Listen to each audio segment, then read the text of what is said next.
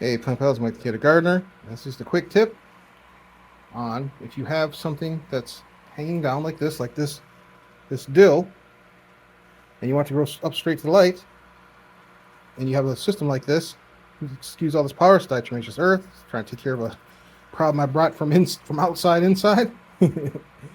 But so far, hopefully, I'm dealing with it. Anyway, I got this wire here that's for plants, and I got the stick, and I'm just going to put this up. I can't really do it well on camera because I'm looking through the thing, but anyway, you get the idea. I'll gently wrap the wire around it so it'll grow tall and straight, and then I'll have straight, good dill. Good deal on the dill. All right. This is just a quick look at my small deep water culture tub.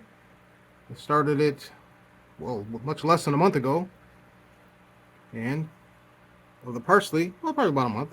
I'm just overloaded. I've already been harvesting out this thing. I forgot to, as usual, I forgot to film it. Look at all this sage. Tons and tons of sage. All the white stuff is diatomaceous earth, because I brought a pest inside from outside, and I'm trying to get rid of it, but it's not going to harm the plants at all. Got some oregano. As you can see, it's, oops, I was filling the water. There we go. It's hurting the poor baby. It's growing like crazy. I filled the water up today, so I accidentally put the lid back down on it.